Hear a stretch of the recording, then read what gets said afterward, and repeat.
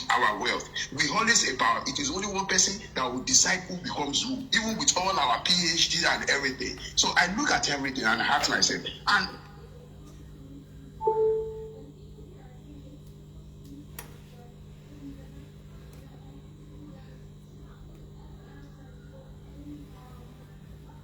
from Africa, they come there and work for us. What is so difficult for Africans that have churches, to have more?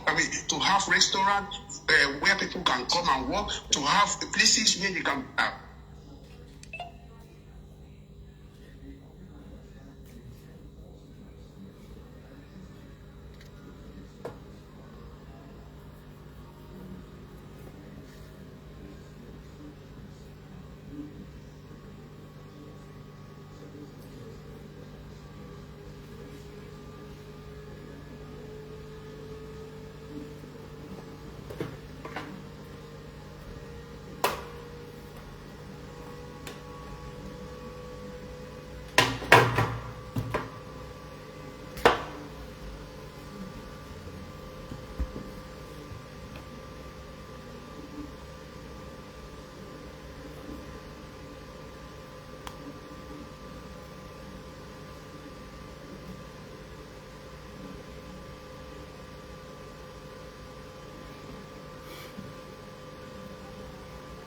Folks, I'm trying to join Pastor Etua's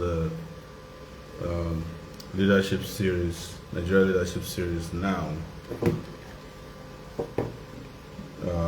But my network is kind of wonky, so just put on a beat for us. So we'll still be joining him, and we can have a conversation about.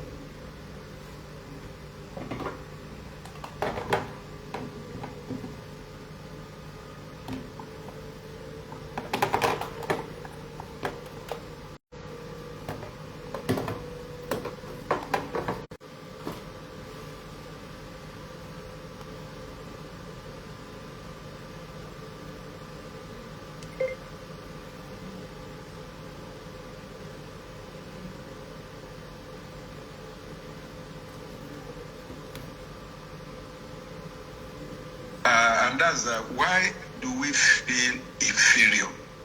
How do we solve the problem of Africa feeling the sense of inferiority complex? Whatever. I think that's the question.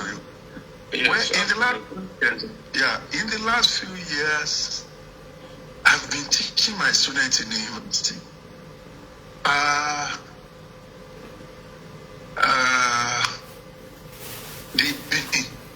And anytime I showed, I just enter the classroom and ask them, Google the lost ancient city of Benin. Not Nigerian historian put it there. It's a Guardian newspaper, a European journalist, and it was clearly stated that Benin Empire was 4 times larger than the Chinese Empire before it was ruthlessly destroyed in 1897. So when they see the description, arithmetic, geometric, well laid out street, that Benin Empire has street lights long before London had a street light. And we read it that the artifacts and the throne of the Oba of Benin is now, and thousands of mini artifacts, they are now lying in museums across Europe. Then, we are not actually we are not actually this backward. The narrative is told us, and that's why we have to go back to history. Those who encourage our government to cancel history from the curriculum, they knew what they were doing. So it's the only way we can have we can recover from this inferiority. So once we know our past, that we were once great, and these people came and destroyed all we had, and told lies that we are sleeping on trees, you need to sit in the bus in any train coach in England and see African child raise £1 to feed African child. That's the narrative that the West were flaunting around the world to still make you look inferior. Those who bought that, who could not research and know where we are coming from, they kept on wearing this toga of inferiority. We need to go back to history and retell our history. Thank you so much, sir. Thank you so much. Thank you. Our guest is here, and I'd like us to please focus our attention on him. And I want to welcome you, my brother. God bless you. I was hoping that they had not detained you again.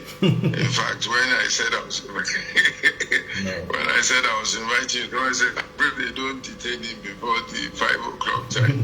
So when I couldn't find you, I had to call the chairman of EFCC and GSS. Where's Omoyele? Good to see you. Thank you. You look a lot more relaxed today. Thank you. Maybe the starting point is, why did they detain you last time? What did you do? Well, last time I was detained because they claimed that I missed one court date. But I'd written the judge a letter that I will not be in town, and that as a result, they should please give me an opportunity to have my case rescheduled. So they saw the letter, read it in court, but it still said that they must send me to prison. So I returned from Lagos, and they sent me to prison, and I spent about 11 days in prison. But I'm out now. It's nothing new to me. I knew they were planning all kinds of things against me. They just want to find any means necessary to put me behind bars so that they can shut me up. But what was interesting in this last detention was that they made specific instructions that I must be detained in a crowded cell, where I found out that about 47 persons had tuberculosis, that they've had tuberculosis since December. So they were hoping that maybe I'll catch tuberculosis in the cell. It was unbelievable that they had to do that. And when it was revealed that people in my cell had tuberculosis, they kept putting pressure on the prison authorities to ensure that I don't get relocated from that particular cell. So it was crazy.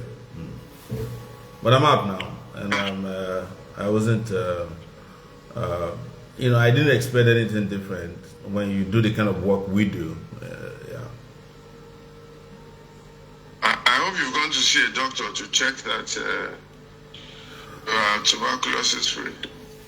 Well, interestingly, I had just taken some tuberculosis tests because I was meant to go to apply for some documentation somewhere that it was required, and I was free. But I have to go back, no question about that, in a few days. Immediately I came out, they kept insisting that my trial must happen on a daily basis, so as to prevent me from visiting a doctor. But I hope everything's fine, and we should be okay.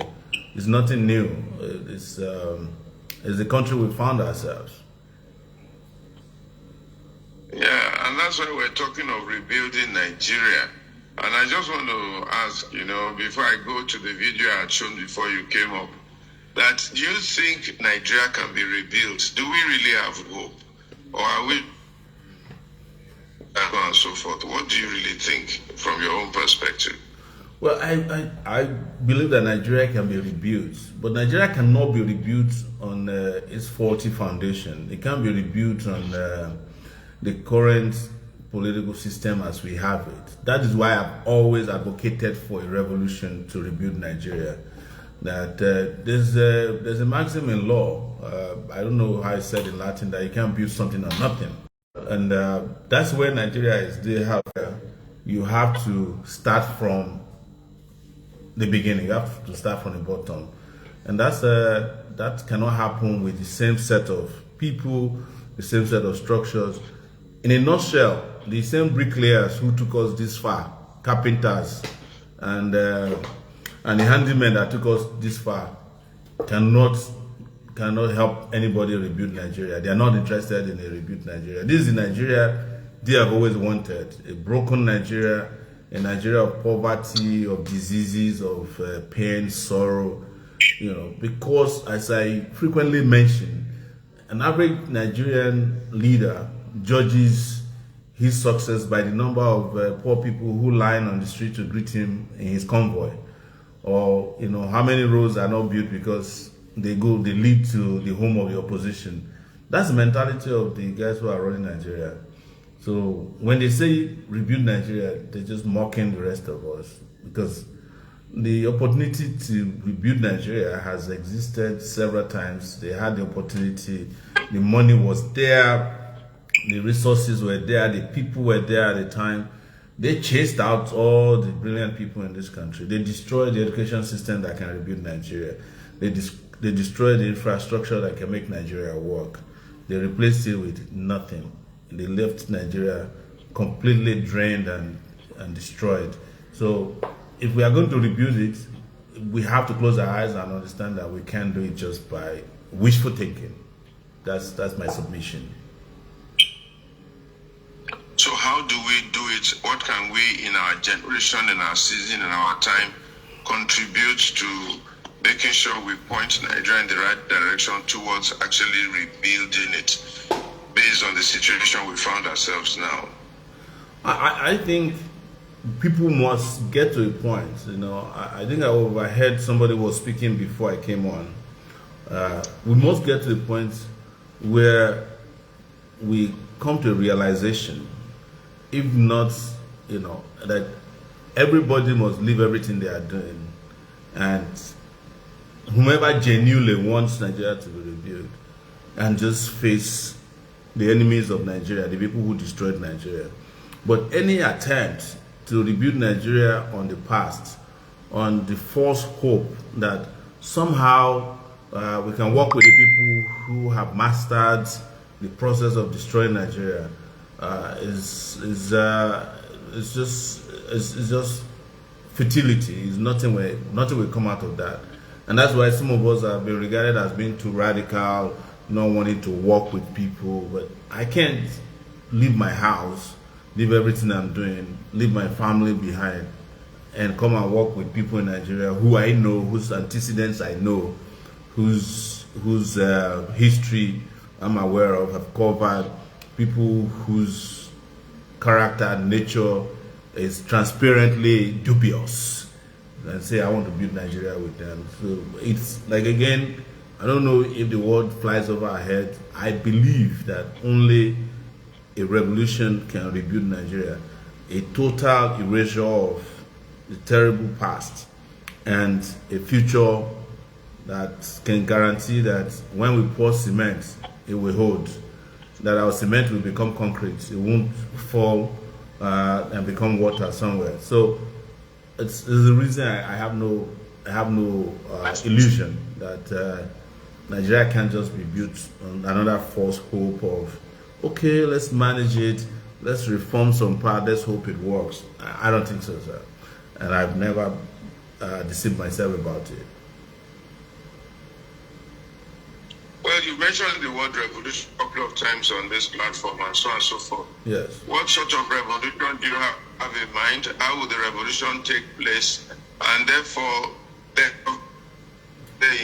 what roadmap can you offer for us from the point where we are, year by year basis, day by day basis, what we need to do to ensure we get to that Eldorado? So, take us 1 year, may take us 7 years, may take us 10 years, may take us 20 years. Yeah. Much further have you looked that far at what you mean by revolution? Absolutely. The revolution itself will not take 10 years, right? The revolution has to be very decisive, quick and precise. Nature of the revolution is for a total uprising. When I mean uprising, that everybody stands out and says, look, we don't want the old order.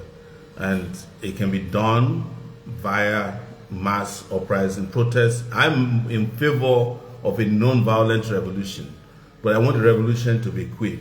Let me just maybe break it down to the level of people who might have witnessed like an NSAS, right?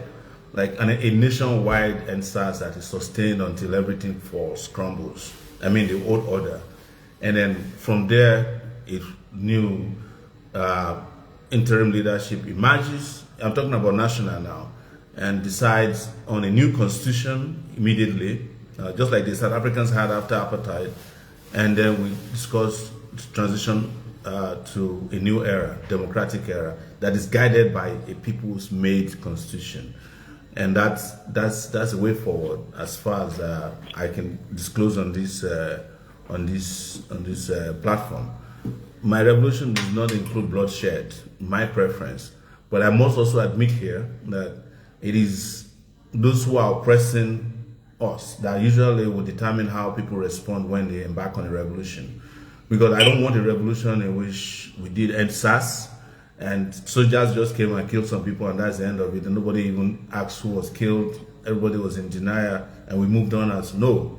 That's not the kind of revolution I want. I want a revolution that is mass uprising, peaceful marches across the country, take over everywhere, every inch of land, and we say until the system falls to the ground and it's no longer in existence, we don't move. And after that, we have an interim system in place that will help guide a transition with the first and foremost a brand new constitution, and then we transition to a new democratic era. That's the starting point that I can disclose clean here on this platform. I participate because I know the next question will be like, why do you participate in the transition program? Elections. I have no illusion that elections, for instance, and everybody who has participated in elections in the last few years are pretty much aware that election results for 2027 have been written. Yeah, we're just helping to validate the electoral process. All the structures in place for election cannot deliver a free and fair election. Everybody understand that. So, but we participate for awareness. We participate with the hope that maybe there can be a reawakening also in which a ballot revolution could happen. But even a ballot revolution has to be defended with another revolution. And that was all happened in 2023. There was, an allegation that we had a ballot revolution, but it was left undefended. Yeah. So do you think it's possible to have a ballot revolution this time around? You said the results have been reaching this, that, and the other. Is there any mitigant against that? And are you so sure that the results have been written? I'm very sure that the results have been written. I am a political party leader until recently. So I go to INEC meetings with other political parties. And we see the high table of INEC made up of APC, National Electoral Commissioners. The president was the one who selected most of the current state electoral commissioners. And we know that they are the ones who print election papers. They are the ones who are in charge of the servers that are supposedly supposed to declare the election results.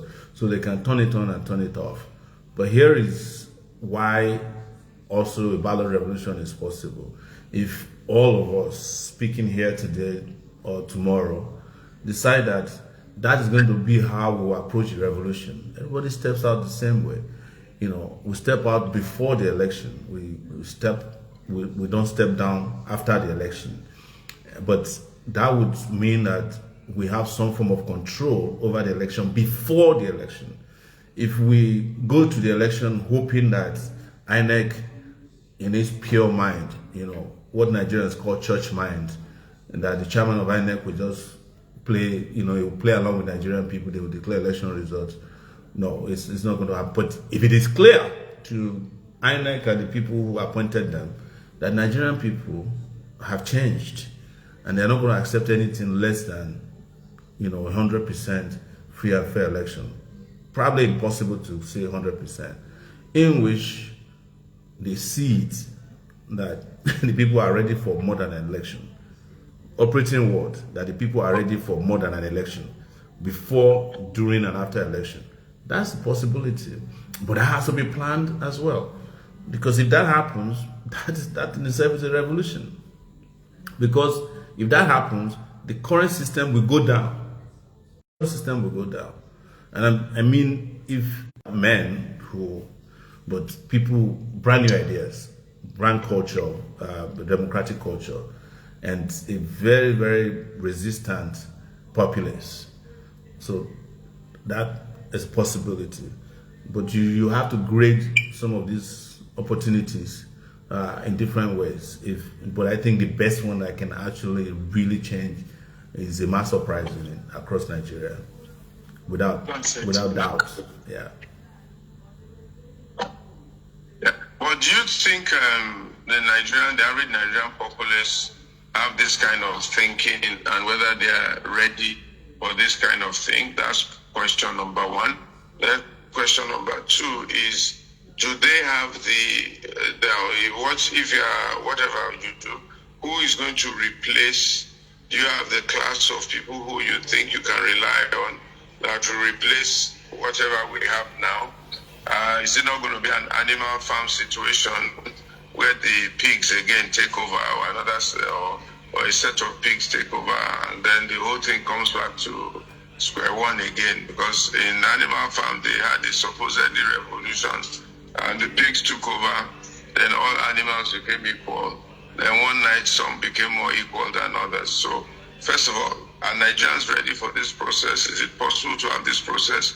Secondly, if the process goes through, is there another class of Nigerians that can take over, or should we just settle with who we have now and just manage it through? Well, Those questions. The question as to whether Nigerians are ready or not, I don't have any doubts in my mind that Nigerians are ready.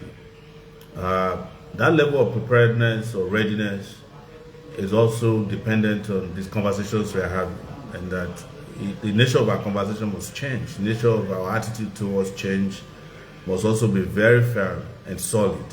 But I have no doubt that Nigerians are ready.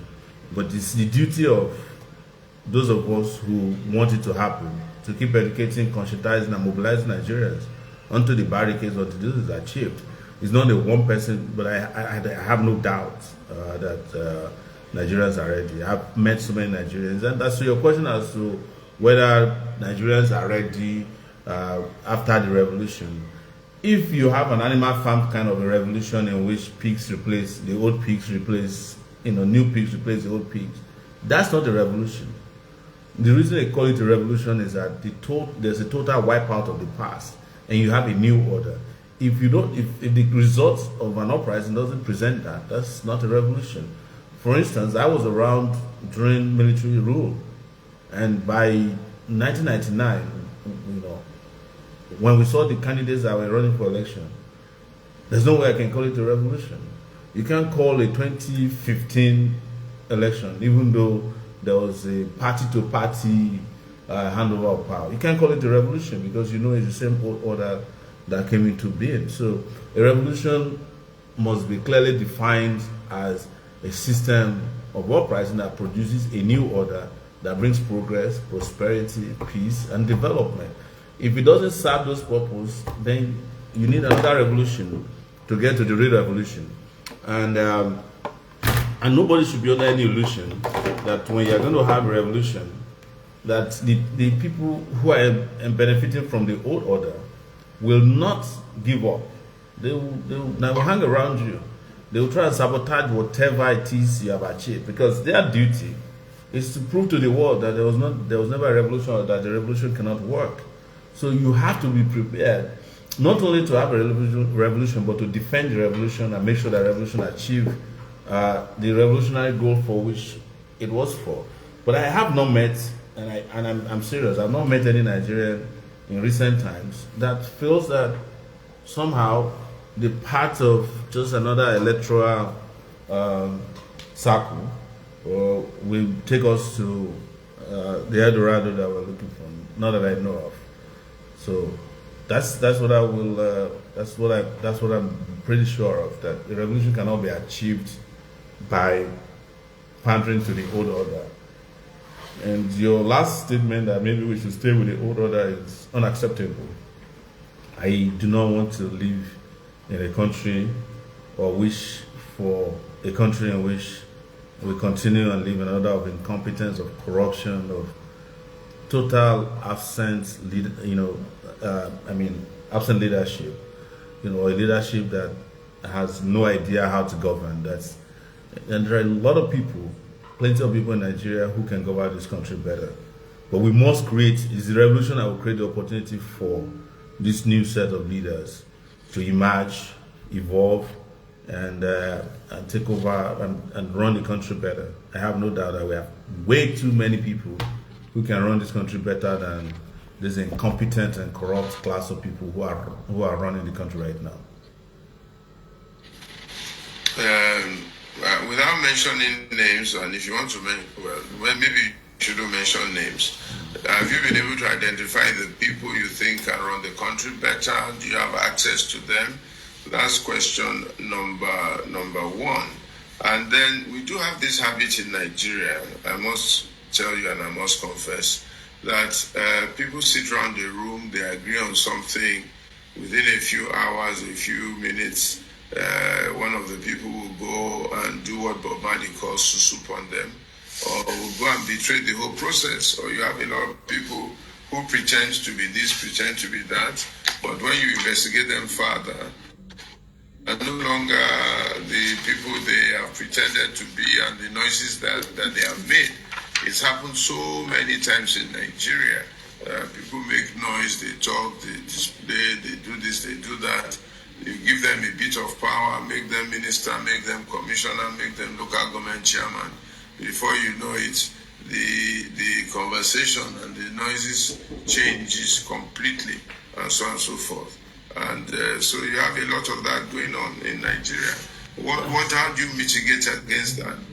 I have no doubt that these kind of people exist.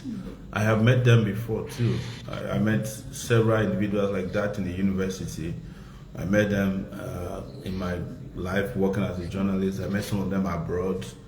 People with whom we were saying that Nigeria needs to get better, and that one day you just see that they have moved back to Nigeria and they are working with the old order.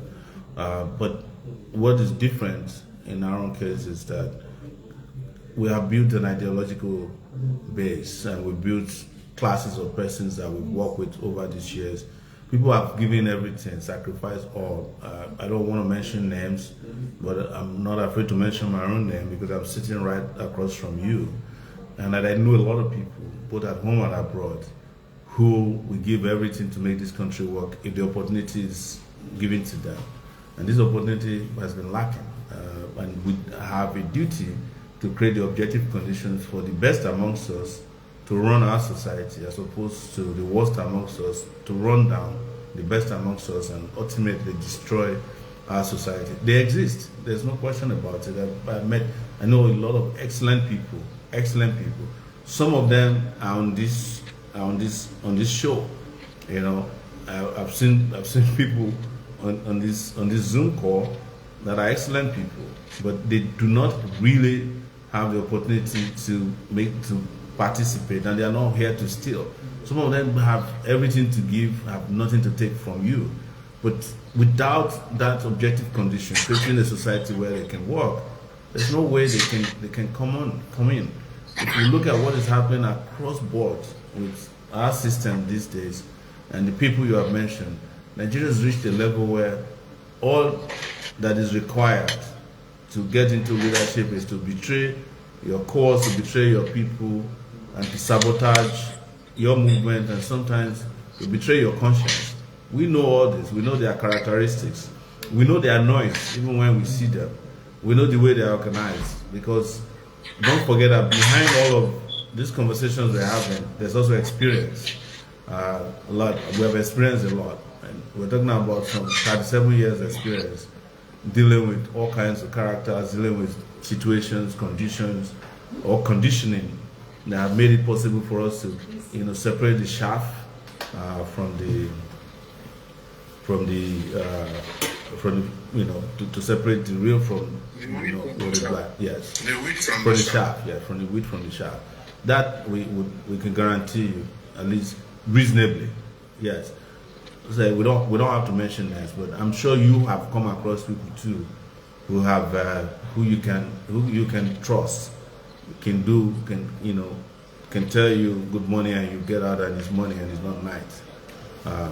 So that much I know. We have organized movements, we've organized political parties. We've had people who are not even in movement or political parties. We've met people in diaspora, men, women of conscience, who just want a Nigeria that can walk, and they want to come and put in their best. But right now, this country is completely structured to do exactly the opposite of what I've been telling you.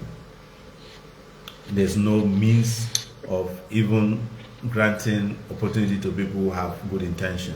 If you walk into Nigeria today with good intention, even if you accidentally get into government, they will try to kill you, or they will jail you.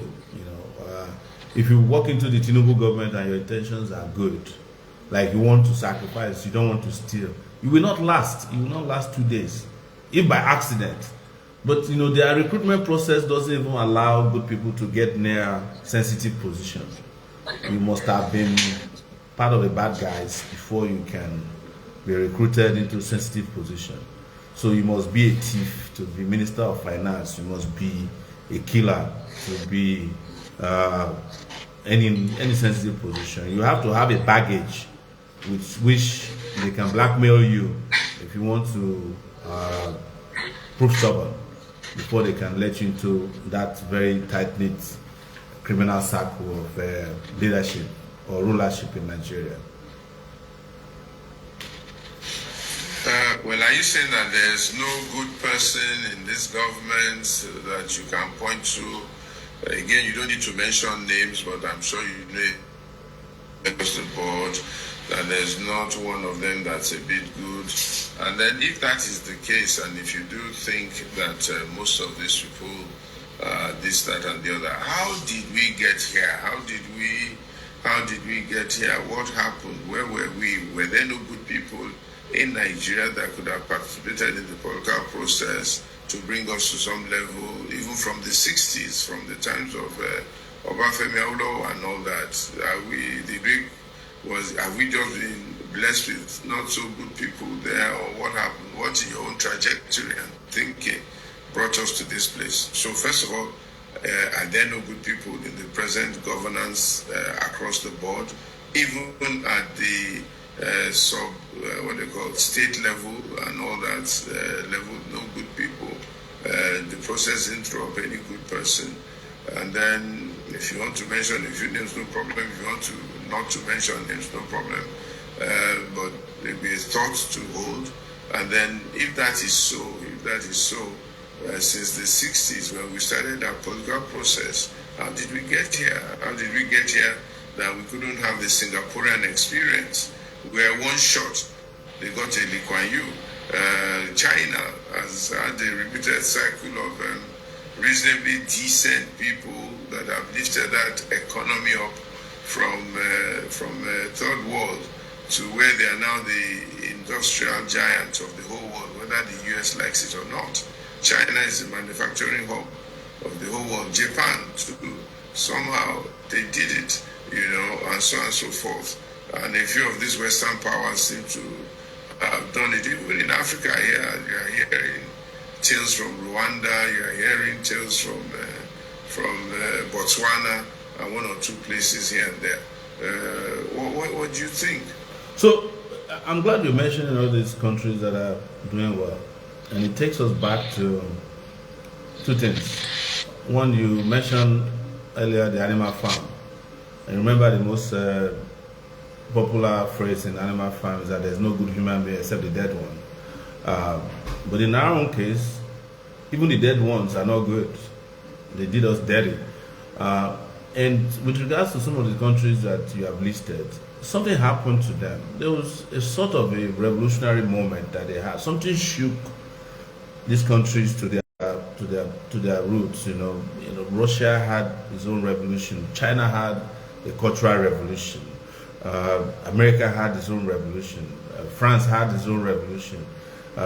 Singapore had its own kind of revolution. It may not have been announced as a revolution as such.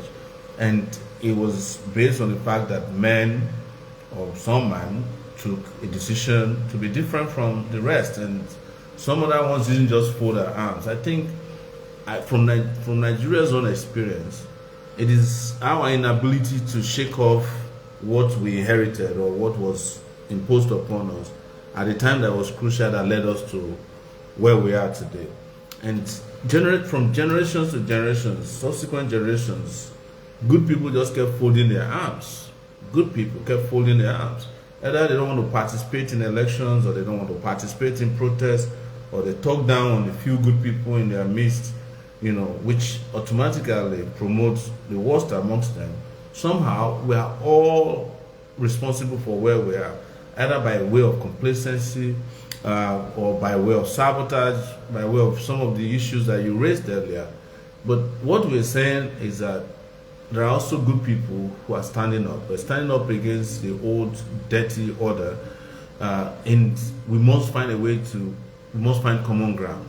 But when I say good people, all right, I am not looking for half good people, right? Because I know where that conversation can take us very quickly.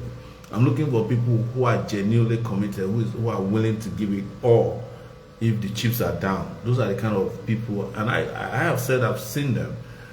With my writing off certain individuals or persons or groups has nothing to do with wanting to be alone. It's because I know a lot of them.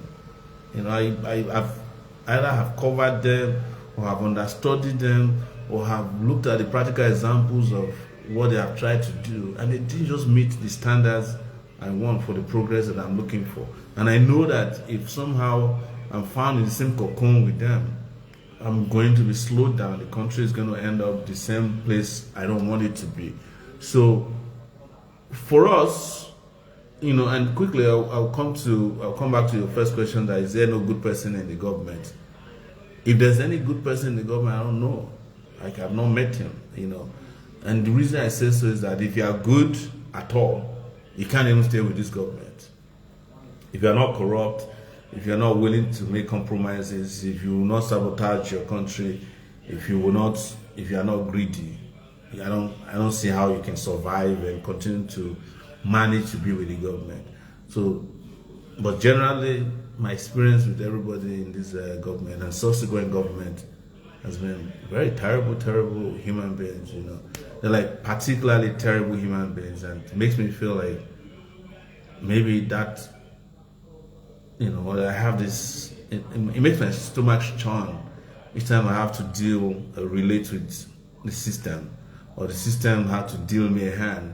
And you can almost predict that this is a bad system run by really bad people. And it's almost at every level. Even sometimes junior level people are as mean as the highest level people, in ensuring that the system is rotten and is maintained as such, and it deals the bad hand against the citizenry.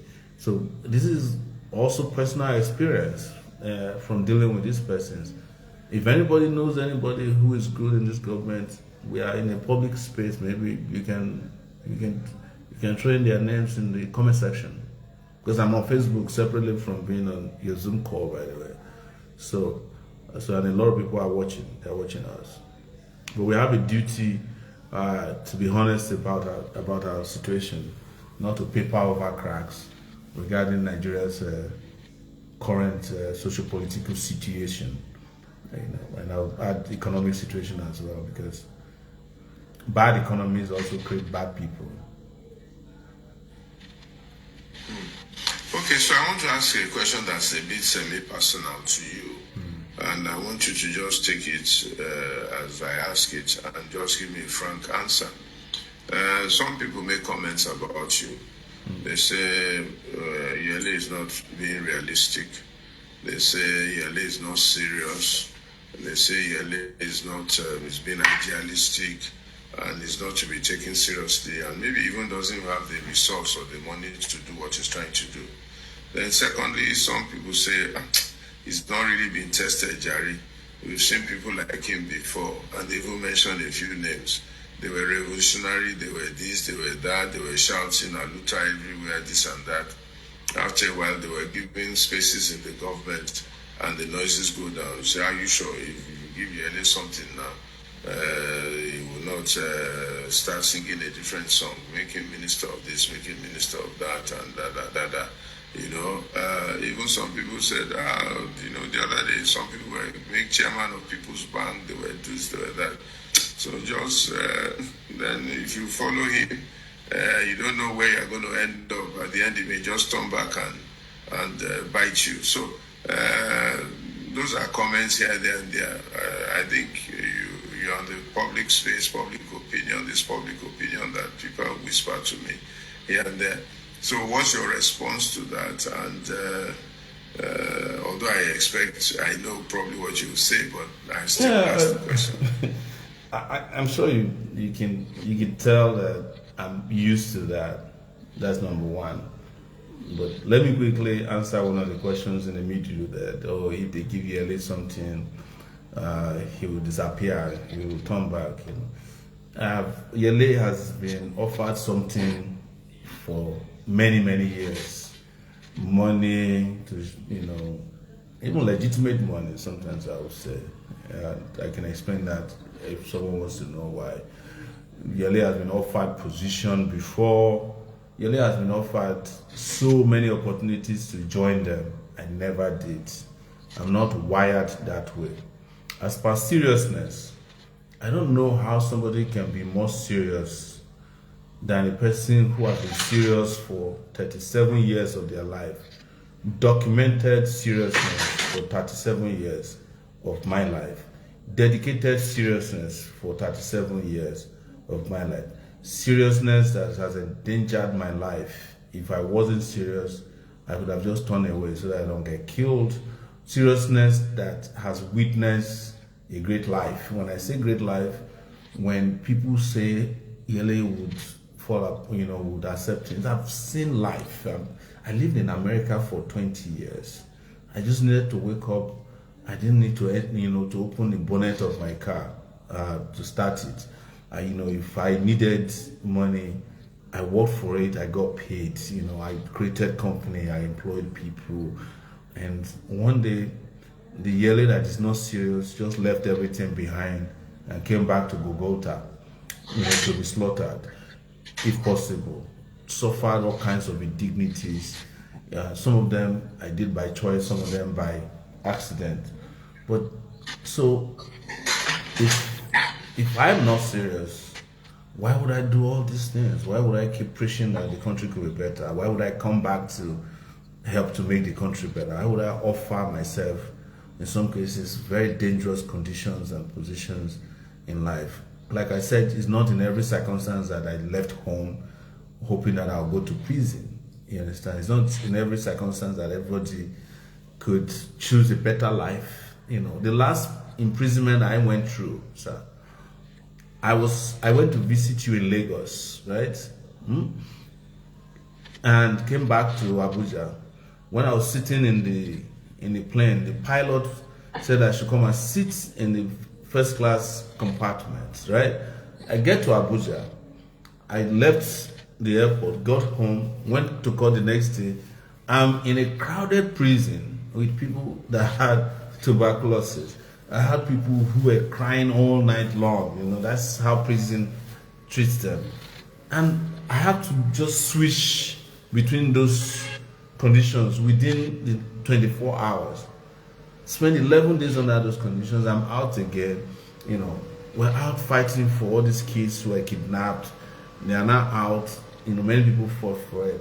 I was tear gassed. I collapsed on the streets.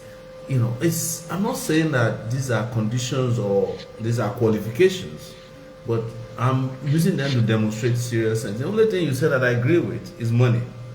Yes, I do not have the money that most people who run for political office at my level have, but I think that money is not everything. and the money that is needed to liberate this country is available with the Nigerian people.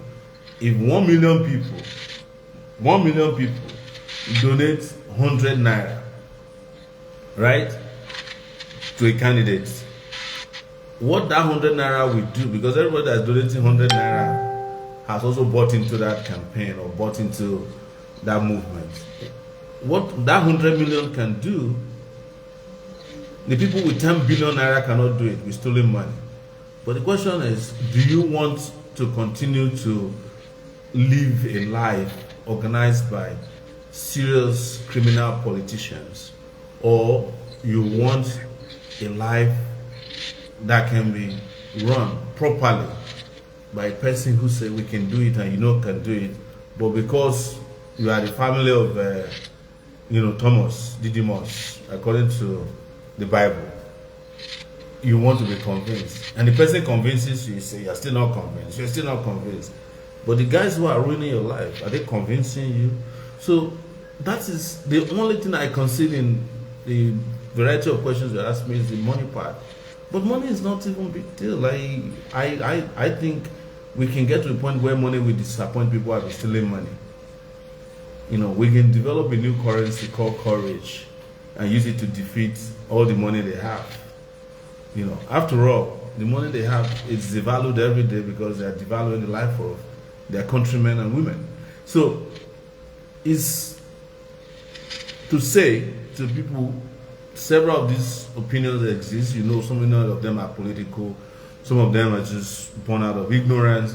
Some of them are based out of also genuine concerns. Because for people who are willing to stake it out to say, okay, I want to give my life and my country to you, 200 million people, they want to be sure that you are serious, that you have the capacity, both physical and intellectual, to govern the country and not run it down the same way, like you rightly said, people who claim they were activists in the past have done it. But one of the things I want to say to those who might be watching is that the people who used to claim they are activists may not be activists. I know so many of them, and I've spoken publicly about them.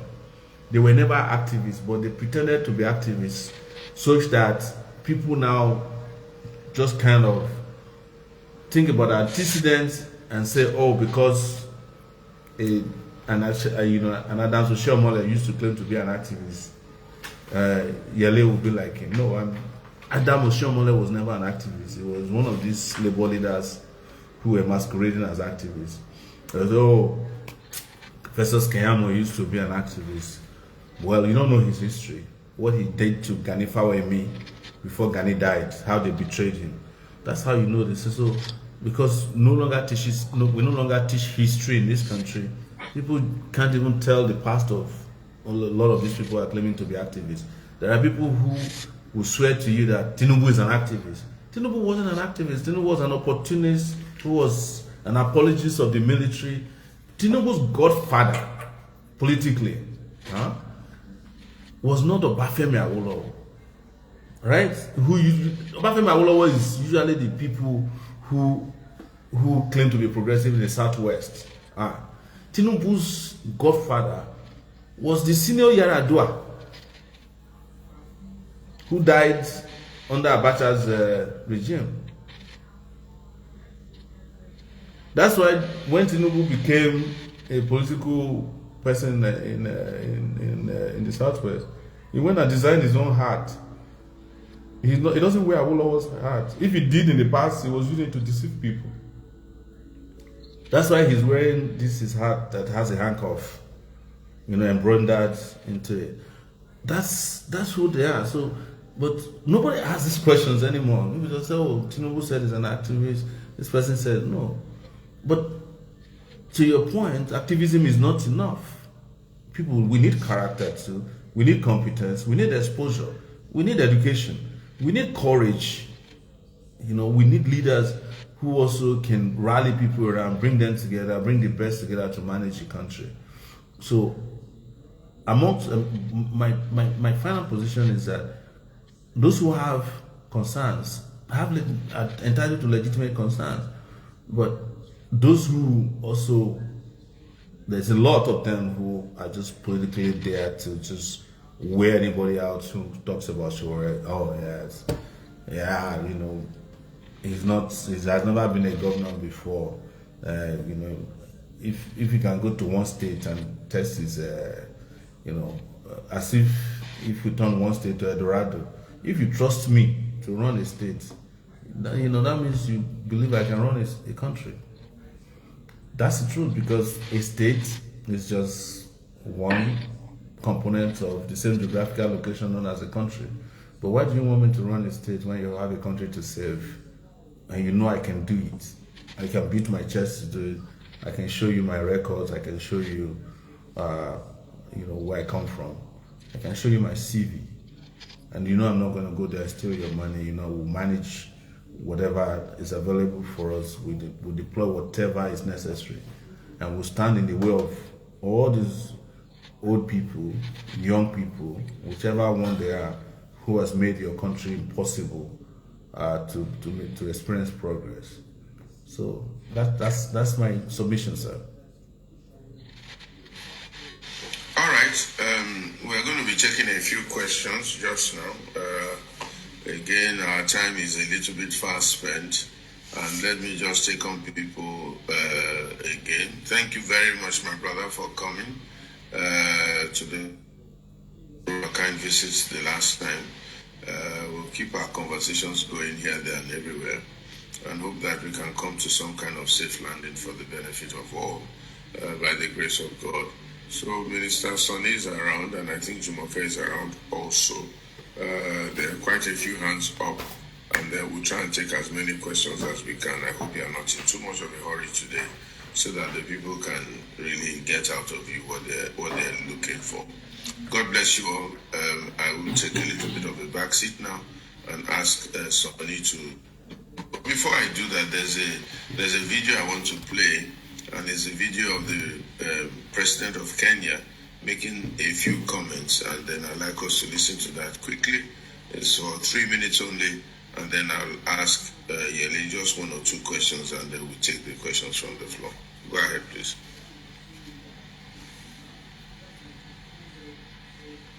Volume.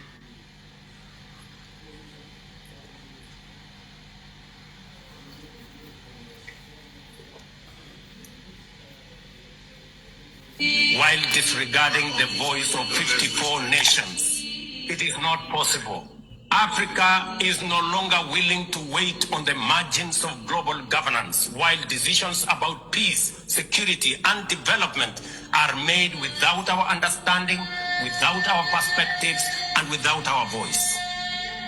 Africa's exclusion is not only unacceptable, unfair, and grossly unjust, it also undermines the very credibility of the United Nations, this organization. Africa dominates most of the Security Council agenda, provides some of the largest contingents of UN peacekeeping forces, and bears the heaviest costs of instability.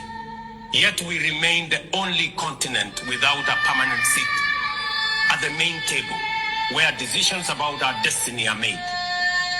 Africa deserves, ladies and gentlemen, at the very least, 2 permanent seats with full rights, including the right to veto, and 2 additional non-permanent seats on the United Nations Security Council.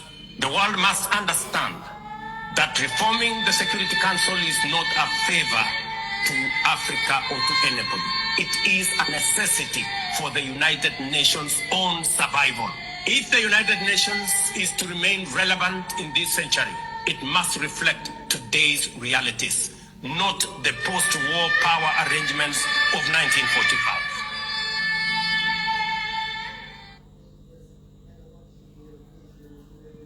What do you think of what the President of Kenya said, and how would you put that into context in what other African leaders, Nigerian leaders, and co should also be saying? And is there any reality and realism in that comment? Thank you. Yeah. Well, it's a big speech, but if I'm living in an era that is past the United Nations. I think that the United Nations has outlived its usefulness, and the idea of going to the United Nations, where even the Security Council's veto only belongs to one country, the US, is not something that I'm I'm going to waste my time on. Africa has a duty to build its own country, its own people, develop the continent to the point that it becomes a superpower. And it is when you become a superpower, you can feed your people, you can educate them, you have infrastructure that promotes good governance and a great life, that you become, that you can veto anything. You know, getting a seat on the table has never been Africa's problem. Africa's problem is the wrong people sitting on the seats that's been assigned and allocated to Africa. Yesterday night, I was watching the Commonwealth Games. You know, the countries that are doing the best are proud. You know, some of these French countries, including Nigeria, with gold. But ask yourself, to get to the Commonwealth of Nations, you have to go and beg for visa to go to the Commonwealth. Why is it a Commonwealth if the wealth is not common to everybody? So these are a lot of things that we have to reverse, we have to jettison and work towards. You know, my own idea of African renaissance is not looking for a seat on the table of the global oppressive system called the United Nations, where we go every September to go and waste money, little resources we have, just to go and give a big speech and come back to hunger, starvation, and poverty in our countries. It is the one that makes Africa become the best, the biggest, the way China is today. Even if China is not on the Security Council today, it doesn't matter. It's doing well enough. So I just don't care about the United Nations anymore, personally. And this is my own personal opinion. That's my submission. Thank you very much. I think I generally agree. So that I think we have bigger fish to fry in Africa, and we should concentrate on our economy and making ourselves big and strong and relevant, and then we'll have our own position, and we can even live and survive without the UN. So yeah, I think that's a comment. It's a fair comment. Let me hand over to Minister Sonny, and let's take it from there. Thank you so much.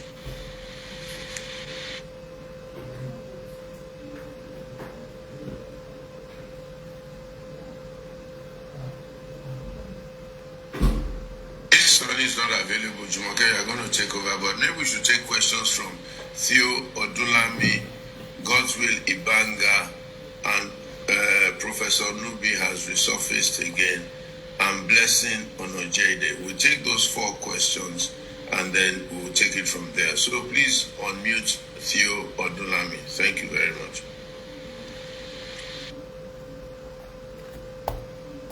Theo, please go ahead. Thank you. Good day, everyone. I just have a few submissions to make here, right? One of it is the fact that United Nations was just mentioned, and one Operation Safe Corridor is promoted by them, supported by them at least, and EU. I hope everybody is aware of that. So if this Operation Safe Corridor is moving bandits into the Nigerian military, shouldn't they have reviewed the process and stopped it? So these guys are not in our interests. I hope people understand that. Then the other thing I wanted to raise is this, and I see Sowore has been putting out a lot out there, and yeah, one thing is this. I believe that the diaspora community has a lot to do with this. Now, and I had a lot of questions going, what should we do? I think it's about time. In fact, as far back as 2 years ago, I've been thinking this should have been happening, where we have like a delegate, you know, even if it's a question of contributing money for those delegates to interface with Sowore and represent the diaspora community, the common ground at very crucial hours, to show their faces and say, look, what is going on here is not acceptable to us in the diaspora. It's about time this should be happening. So we should have a delegate, because when you really look at it, there's nothing much we can do. Sowore has done a lot of the groundwork. And like he said, it's not gonna do it alone. But if we start showing our faces as well, because this guy, he left his comfort zone and he went there to face these people. If we too, even if it's 4 people in the beginning, then we start getting delegates coming in there from time to time to say, look, we condemn what is going on, we support Sowore, and we start putting the words out and start getting more people to support him. Because the support he needs is huge, and he's been trying and he's actually been able to make progress within Nigeria. Even my own mother knows Sowore now. She tells me, Sowore, I said yes. So I'm trying to say that, yeah, with a lot of struggle, the struggle of Sowore has not been in vain. And may God give us the strength in the diaspora and the wisdom to be able to channel his energy into our own energy as well and propel the revolution he's talking about. We're not talking about killing people. We're talking about an election that is already decided even before the election holds. Because when the whole country is behind Sowore and everybody knows everybody is behind Sowore, then it will be so difficult for anybody to rig an election. And that's my submission. And that is what the revolution is all about. Thank you, sir. From my point of view. Thank you. Thank you much. Yeah, God bless. We have Godswill Ibanga. That was just a comment, and we really appreciate that comment. Godswill, go ahead. Okay, thank you very much. Good evening, everyone. Mr. Sowore, it's a big pleasure to be in the same space with you. Firstly, mine is going to be very brief. I want to firstly commend you for being the voice to a lot of people, a lot of the oppressed in Nigeria. I used to tell people that you don't know how important Sowore is unless he's the only voice that stands for your liberation. And I want to commend Sahara Reporters, your company, that have been putting forward our story, 774 National Health Fellows that we promised employment in 2025. Up till now, these young people are still jobless and frustrated. A lot of them left their jobs and they still haven't gotten any employment despite the presidential directive. And that takes me, and your company, Reporters, has been the only one amplifying those voices, the voices of these young people. In fact, today they just dropped a story regarding that. So that brings me to my question. How do you hope to reform this civil service? Because I have come to realize that presidential order means little to nothing to these civil servants. They are more corrupt, if we have to be sincere with ourselves. People in the civil service seem to be more corrupt than even the politicians. So, like I said, it's going to be brief. I just want to pick your brain on that. How do you think the civil service can be reformed? How do you think it can be made more effective? And what are you going to do if you're given the opportunity to do that? Thank you very much, Mr. Sowore. Thank you.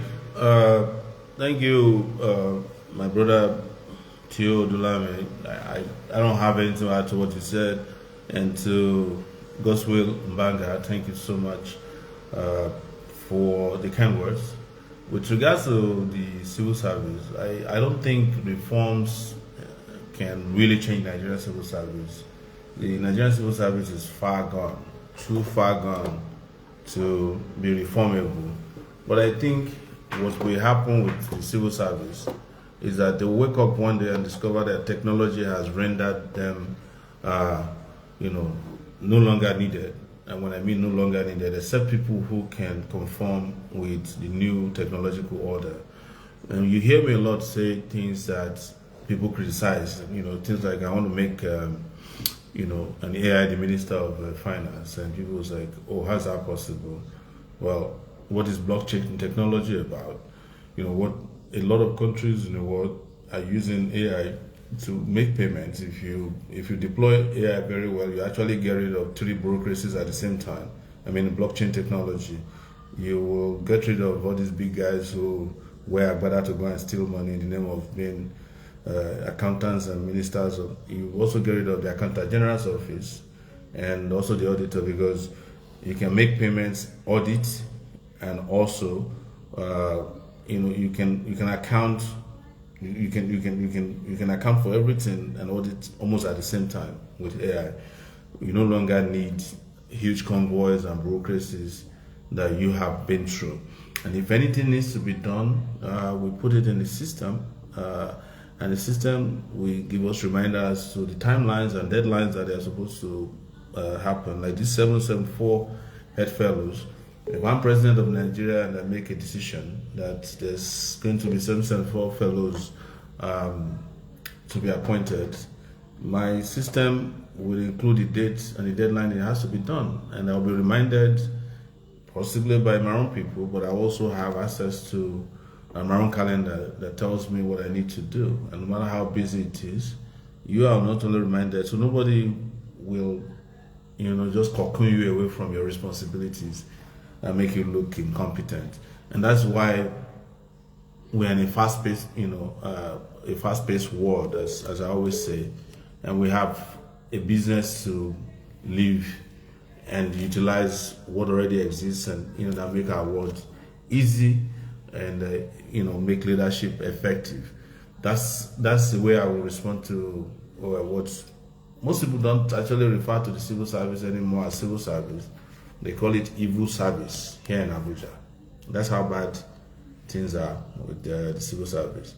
So I hope my short answer to your short question addresses this issue. But I know that there are people who will be like, if you have a civil service whose job is done by AI, you will not appoint people, employ people. No, we will still employ people. We just don't want to keep people in position where they do nothing but sabotage the people of the country, or don't even do their jobs at all. We want to have want to have the work done as soon as it should be done, without any delays or bureaucracy. Abundance of life and quality of life for everybody, guaranteed under that system. All right, thank you very much. Let's keep it very short. I see quite a lot of hands. Usually when we have Sowore, there's so much interest. Blessing, Henry, Kantebe, and Dino. I will take the three. If you can keep it to one minute, just go. Please ask only one question for the interest of time. Blessing, you are allowed to unmute. Hello, good evening, everyone. Good evening, Mr. Sowore. So my question stems up from me just listening to you, nothing, and it just popped up in my head. Okay, like if I heard you correctly, you did say that the intent, like the way I understood what you said, the intent of the peaceful revolution you described is such that we'll be able to salvage the country. And I did hear you say that any other competent person. So I'm thinking, okay, are you saying that if that were to work, it doesn't have to be you who would be president, any other competent person would be? And then also considering all the sufferings and everything, I was just thinking, why does he really want to be the president? So these are just questions in my head. I don't know if it makes sense to you, but they're just questions that popped up in my head, and I think I'll be glad if you can give me an answer. Thank you. Thank you. Henry Kantebe, allow him to unmute. Go ahead. Thank you very much, Blessing. Yeah, thank you so much, Pastor Sonny. Well, you have to indulge me because today is my birthday. So I just want to say hello to Mr. Sowore. My name is Henry Kentebe. I'm joining from Toronto, Ontario, and I want to salute your courage. You've done so well in terms of keeping the hope of Nigerians alive. I've listened to you, and I think I understand your revolution better now. The only challenge is that I doubt if that is going to work in Nigeria because of disunity. We are not united, and we don't speak with one voice.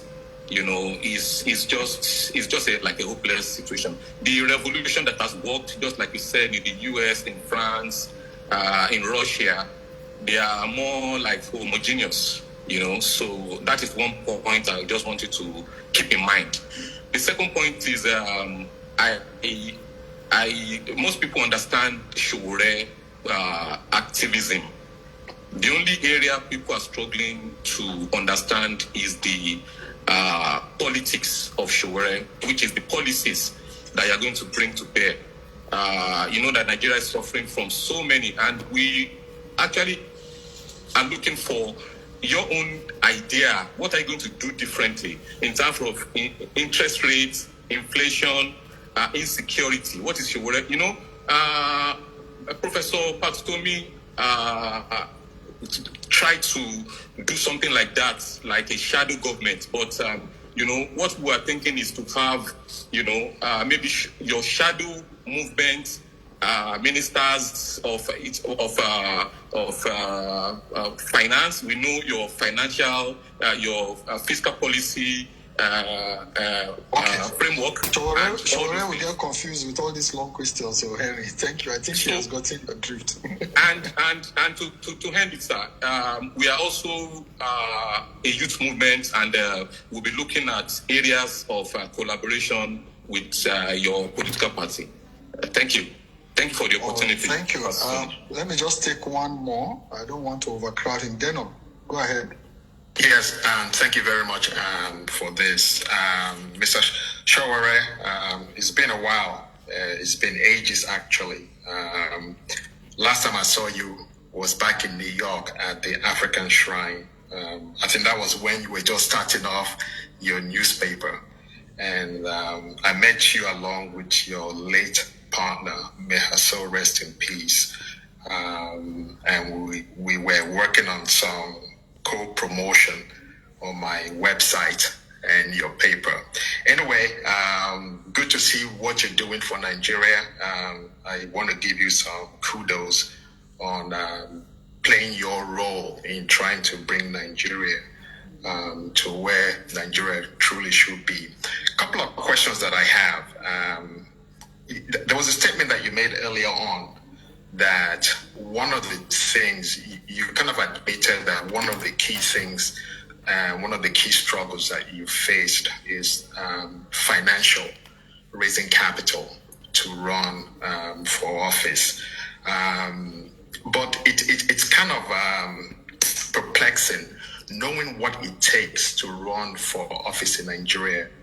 You chose to run for the highest office in the land, knowing the struggles in terms of raising capital. Not only that, the political opposition and the various estate groups and so on that you will face. It would be nice to understand why you chose to go to that particular or run for that particular post as opposed to governorship, senator, local chairman. Do things that might have given you a bit more credibility, and at the same time, building up your war chest. Why go for the most critical and most difficult, challenging position? And all right, sir. That's basically my question. Thank you very much. Sure, let me let you. I think they have asked several questions, just one person, but those three. Yeah. I think the first question was Blessing, who was asking why I want to be president, and I wish to answer that I want to be president because I'll be the best president Nigeria would ever have had if the opportunity is granted to me, and I'm qualified to be president of Nigeria, but also to say to anybody who might be listening or watching today that if you want to be president of Nigeria, you are at liberty to do it. Don't even look back. Don't think twice. Because the people who have been governing Nigeria since I was conscious are not half as intelligent as some of you that I'm listening to even here today. Some of them cannot even construct or string two statements together. They don't know what governance is about. We just assume that they know what they are doing because they somehow finagle their way to the presidency. So it's a choice I made, and this speaks a little bit to Deno's position. a long time ago that if we are going to solve this problem, we're going to solve it from the most important credo, which is the presidency.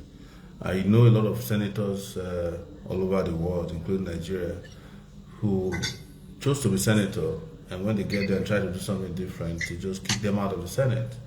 And I'm not saying that because I kicked out of the Senate, I can't make it, but this is where I chose to make impact. And then you raised an interesting position about having met me in the past. I remember when I wanted to start Sowore Reporters, I was told the same thing. Why don't you just start a neighborhood? Because at that time we were actually working on the African magazine. The person you mentioned who is late is Joy, who died because I woke up one day and said I don't want to write for the African magazine anymore. I'm going to start my own platform because I know exactly what I want. And Sowore Reporters was born 20 years ago. I've not looked back, and it has not disappointed me. And I'm glad that I took that bold decision. And when I was starting Sowore Reporters, one of the challenges I had was people asking me, "Are you a journalist? Did you go to journalism school? Should you not go to journalism school first before you come and do a journalism platform that is going to cover the whole of Africa?" I said, "No, I want to try this," and it worked. And I know that presidency is not a trial and error issue, but I am convinced that we can do better by, standing firm and say, if you are qualified to be president of Nigeria, you have the vision, you have the conviction, and you are mission driven, and you have the character, and you have the boldness and courage to take on big things. Don't reduce yourself to things that you are not designed to do. That's how I'm built, to think big, act big, and make big things happen. Henry Kentebe, let me wish you a happy birthday today. I wish that if I have your picture, I would have loved to post it on my Facebook. But if I do, don't try to come to Nigeria because it will hold you at the airport simply because I post your happy birthday message. Just joking. You said something about disunity and hopelessness. It is actually not very true that there's disunity in Nigeria. I think Nigerian leadership has always used the unity or the disunity of the oppressed to continue doing what is the most popular rule in the book, divide and rule.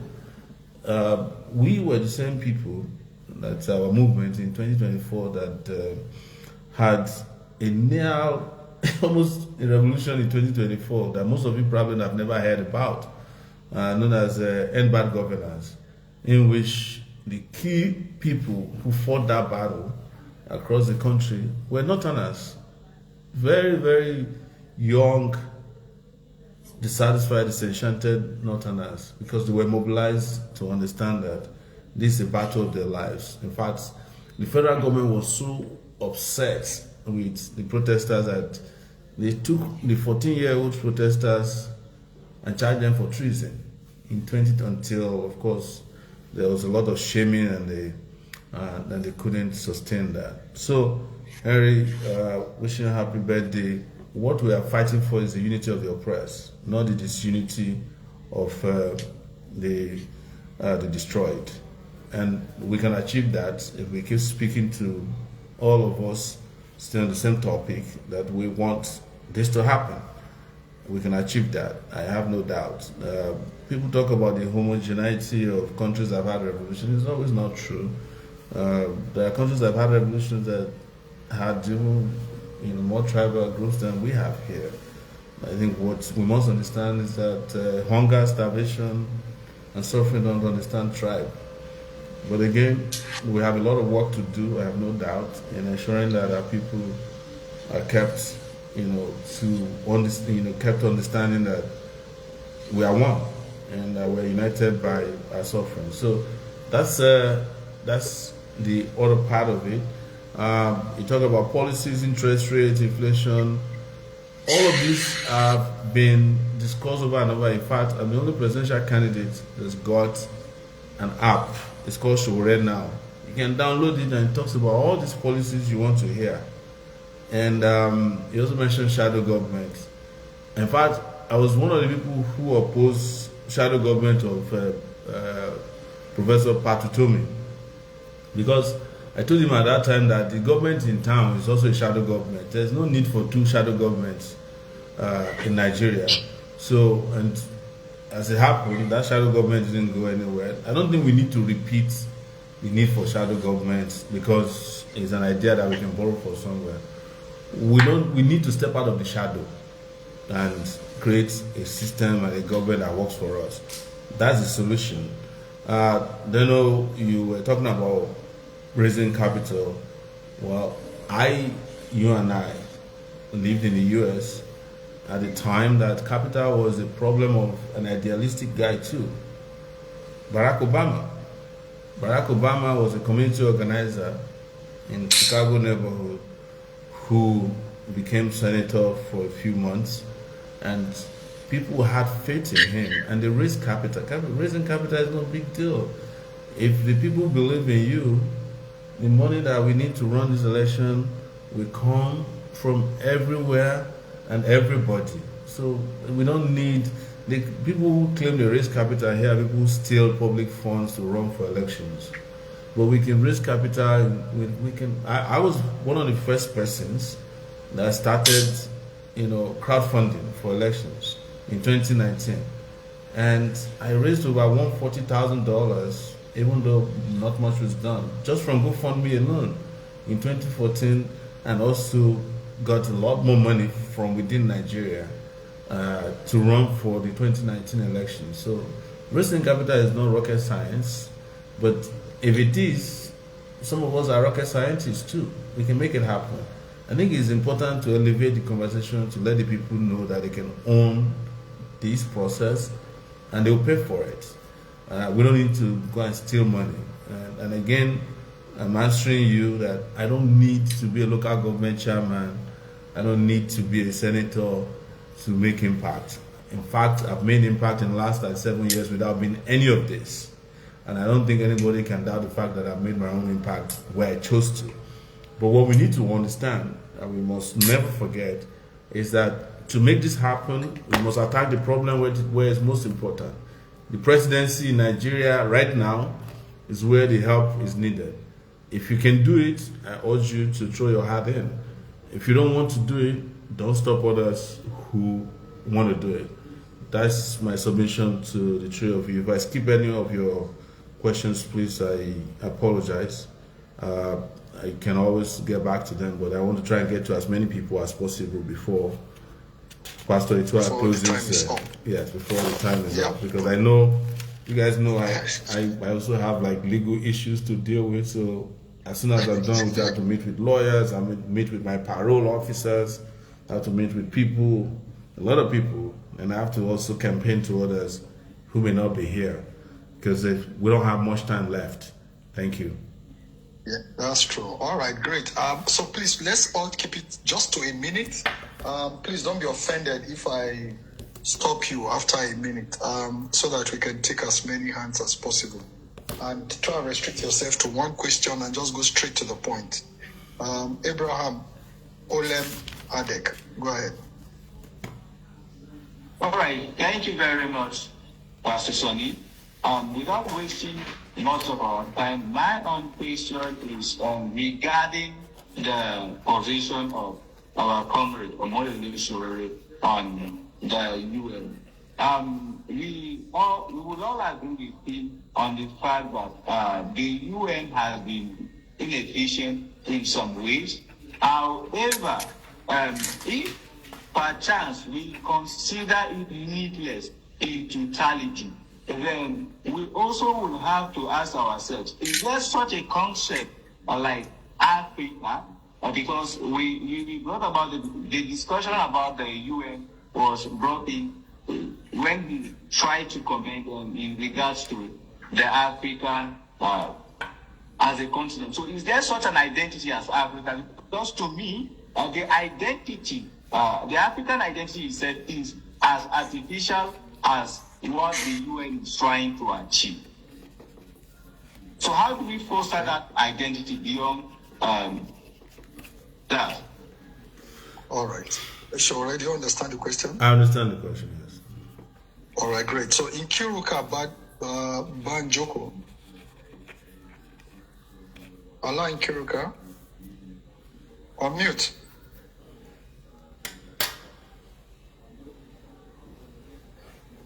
Nkiruka, you can unmute yourself.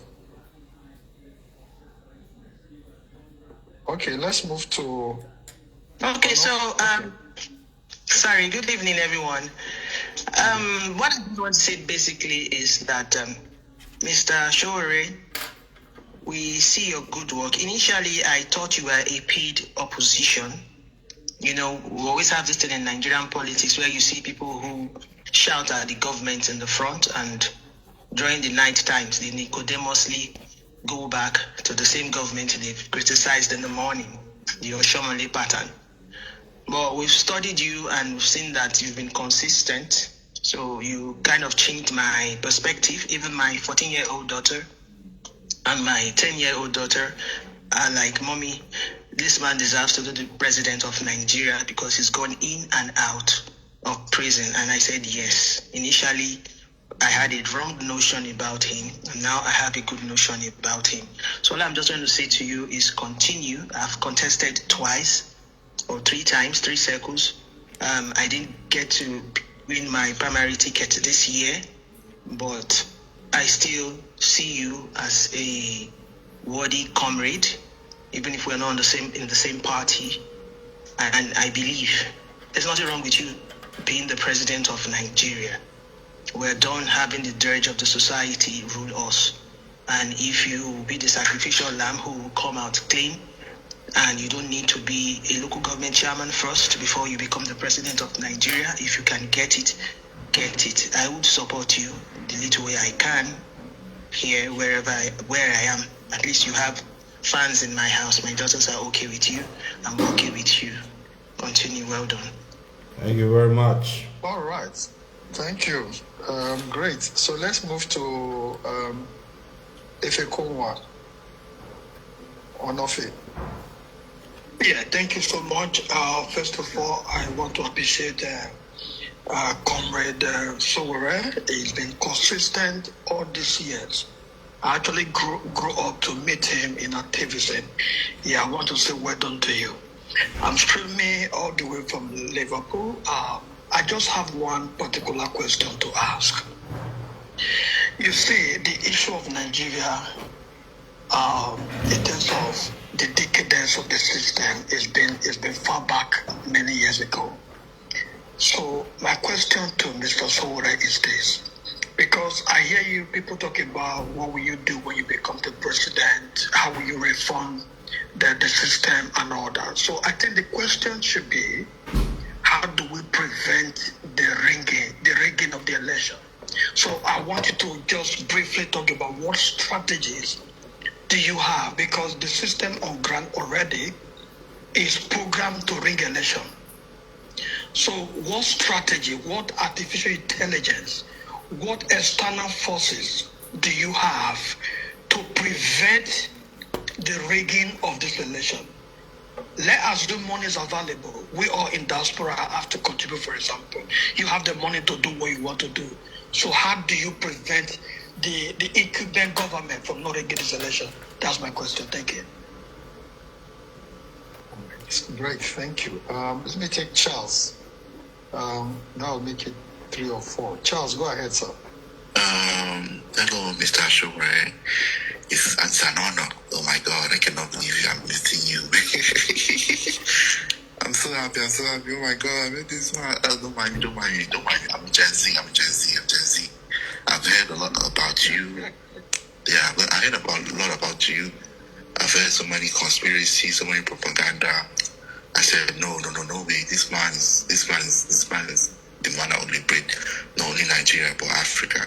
I'm so happy to meet you. I'm so happy I'm just hoping, please continue what you're doing. Don't stop.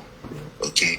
I know there might be rainy days. I know you might be getting frustrated, but I know what you're fighting for. You're fighting for the future Nigeria generation. You're fighting for the people who cannot see what is going on. Please, sir, continue. I keep telling my friends in Lagos to vote for you, but they keep telling me, you said you would do this, do drone for technology. I said, listen, the whole world is evolving, and Nigeria is behind. that this man has seen it all. Why can't you just trust this man? But they keep insulting me. They insulted me and said, Sowore is like, damn, Sowore, I'm a fool for believing in Sowore. I said, no problem, boss. I know one day God will vindicate this man, whether you like it or not, because he has the courage that none of your leaders don't have. Okay, my first question is, sir, yeah? You haven't asked yet. Yeah, no, I just wanted to give him I just want to, praise him and all that. I wanted to thank him, please. Okay, so you have just one question. Please just drop it. Just one. No problem. I'll still meet him again. I hope he comes to Houston. He used to come to Houston. I hope he comes to. Okay, sir, my first question is, what is your plan for homeless people, the disabled people? What is your plan for them? I'm way more concerned about the homeless people. What's your plan for them? All right, thank you. That will be all we can take from you. Thank you very much. Sowore, do you want to take those questions? Or should I take yes. Abraham, thank you so much. Your question is about my position on the UN, particularly about African identity. I don't want to dwell too much on the African identity from the point of the Pan-African, era. My goal about African identity is prosperity.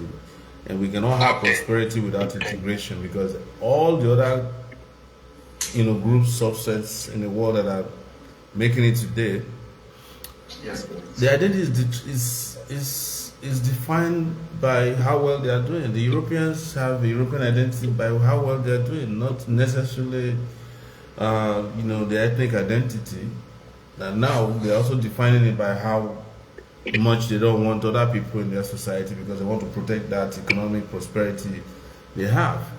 The American identity is defined by how well they want to do, or how well they're doing, or how much they can dominate the world. African identity should be defined by integration and prosperity, that to the point that all Africans should come together, jettison the artificial borders. But the only way we can get rid of the borders is to integrate Africans, is to construct superhighways, trains, and an African economic system that is internal to Africa, to have ability to transact business in Africa without passing through Europe, to have our own internet and telecommunication backbones, and to start investing in education that can also make Africa become a technological power and a manufacturing hub in the world, not a place where you take raw materials away from and return to Africans. You determine the price of taking out the raw materials, and you determine the price of the final product that's processed. That's not the kind of African identity I want. Of course, we can talk about the intrinsic part of Africa after we have figured out how Africans prosper, unite, and become a power base in the world. And my solution is integration. Nkuruka, I don't even need to say anything to you. Thank you, and please, my regards to your kids. Tell them one day we're going to meet when Sowore becomes president, and it's going to happen. Onofe, you asked about how we can prevent rigging, the incumbent from rigging. I said it earlier. If you are going to any election with this set of people, you have to go into the election as if everything is at stake. Before the election, during the election, after the election. That's all I can tell you. I don't want to put out too much regarding what we plan to do, but we need all of us to decide that we are not going to accept any form of malpractice, and to take this as a revolution. I mean it. My brother from Houston, you said, what's the plan for the homeless and the special population in the country?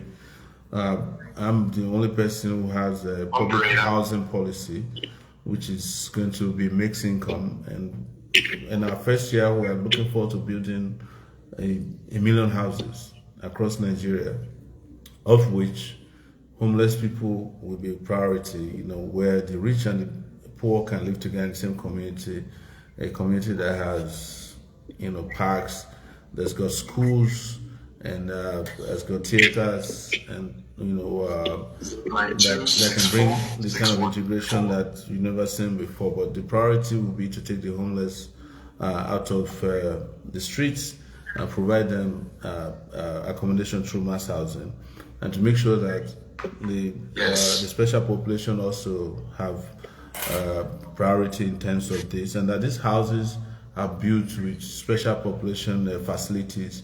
Nigeria is the only place where public buses, that I've been around many countries, I've been to about 30 countries, where public buses, even aircraft, don't have provision for people with disability. You know, I was watching one guy the other day climbing onto an aircraft, and he has to be climbing on his behind. Nobody was even helping him. You know, we should make it as a matter of policy and law that anybody who is in the special population community will not be abandoned, and that it will be unacceptable to not treat them with dignity. And this will include offices, you know, having provision for them, buses, and universities. It will be a matter of law as well as policy. Thank you so much.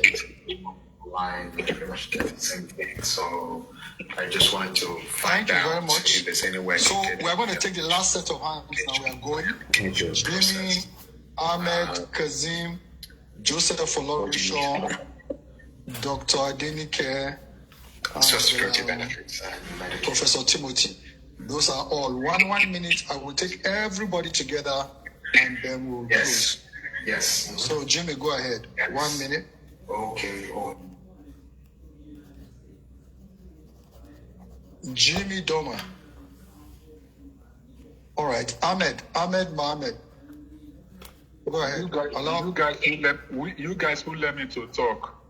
You just neglect me. Who is this, please? This is Jamie. Okay, go ahead. Okay. I just called you now. Oh, sorry. So, thank you, Mr. Moyele Sowore. I'm always enjoying Facebook because of you. You are one of the reasons I enjoy Facebook so much, due to your Sahara reporter, because I enjoy the kind of news they carry. So you are welcome to the presidential race. I'm one of your fans. God will eventually bless you. I like your courage. You understand? So, like what I was saying, you talks about robots doing the work of civil servant, where you finally become the president of Nigeria. Like, so how will you do the employment? Like those people you took like robots as already represented, how would they able, like we the masses, due to employment stuff? So what will we be employed for those kind of stuff? Right, fantastic question. Thank you very much. I'm sure you got that. Ahmed Mohammed, go ahead. Ahmed, yeah? On mute again. Yeah, go ahead. Hi. Good evening, Mr. Sowore. I salute you. Speak up. For your effort. No? I said, speak up. Good evening, sir. I salute you for your effort. So my question here, so that I should be fast. My question here is that I'm trying to get mobilization from the north in Kogi State. But what is going on here is we, the northerners here, we don't even know about you, and we don't know my people here don't know even about how you are going. You're going for the presidential election and the rest. So I want, if possible, please, sir, grow your effort here in the north and see how things will work, because you can't win this Nigeria without the vote of the northerners. So when I'm trying to let people know about you, they will say, "Who is Sowore? When did he even start contesting for the president and the rest?" So I'm suggesting that you should, look for what you can do through here. Not. Thank you. All right, thank you very much. Kazim Bello.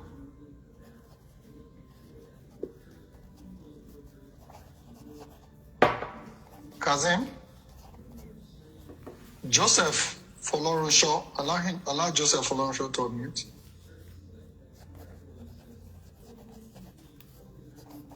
Kazim has unmuted. Yeah, but Kazim is not speaking. Okay. Joseph Folorenshaw, go ahead. Dr. Adenike. Sorry, I haven't unmuted. You've unmuted Joseph. Go ahead, Mr. Joseph. Okay, I've also unmuted Dr. Adenike. Dr. Adenike. Okay, thank you. Thank you so much. It's been a very interesting discourse so far, and a big well done to Mr. Sowore. You've indeed been very consistent. And I just want to know, you've led the fight against corruption for decades. Now, governing a country like Nigeria, with over 200 million people and a debt profile in excess of 100 billion, requires more than activism. What is your strategic joker? The one policy or approach that would allow you to turn anti-corruption into actual economic relief for Nigerians? This is a doctorate question. Thank you very much. Professor Timothy Nubi. Yeah, thank you so much, Sowore. Yes. 2019, I invited you through the center that I run, University of Lagos, for presidential debate. And I want to appreciate the fact that you turned up quite the big wigs shaking out. And what I'm referring to the invitation at the University of Lagos for the presidential debate that I organized there was that day you spoke like a presidential candidate. But listening to you tonight, I put in the comments section, and a lady who asked question earlier was able to pick that from your presentation. Your presentation tonight, at the beginning of your presentation, before the question and answer, was like, it's like somebody who is tired. You are now proposing that revolution is to get a competent person to rule. You are no longer, in your opening statement, you did not present yourself as the savior or the messiah or as the presidential candidate. So, I believe that from the many questions and commendations, probably the faith is renewed again. But from your opening statement, the discouragement is quite obvious. And I put it on the section. So the question I want to ask is that you have listened to the young man from Kano, from the northern part of the country, who said that they hardly know what you are doing. What are you doing differently this time around to move forward? Yeah, thank you. Okay, sir. Thank you very much, sir. Sowore, I know it's a lot, but let's just take this last two so that we don't come back to it again. Okay. So that everybody, go ahead, Omotayo, Omabamiro. Yeah, Omotayo, go ahead. Honorable Triple. Allow Honorable Triple. Yeah? Good evening, sir. No, we can't take anybody anymore. Well, go ahead. Good evening, everyone. Good evening, Mr. Omoyeni Sowore. I'm privileged to meet you this evening because one of your posts you posted online where you talked about your cabinet, that when you find out that any one of them embezzles money, then that's the end of their political career. So I was talking to a set of people because I personally just begin to arrange for the AAC in my own constituency. So, and then, like, the person you wanted to use as a president who said he's not going to give anybody money doing campaign and every other stuff. So I just want to ask, how do you want to go about this? Because when we look at it, in other parties, they organize money for them during election day. Okay, PDP, they said 20,000, APC 10,000 or something like that. And at the end of the day, people who are voting for AAC said they are not going to gain anything. And I actually told them that, okay, what is the essence of the money you people are collecting? And at the end of the day, when the candidates enter into the position, he wants to retrieve all his money back, but they don't want to listen. So this is one of the reasons why I said, whenever I have opportunity of having discussion with you, I'm going to ask that, how do you want to go about this, sir? Thank you so much. All right, thank you. I take the last person. Okay. Hello. You asked me to unmute and you never called my name. Who is that? Kazim. Who is? Okay, Kazim, go ahead. You went off. We called you. I called you. Really?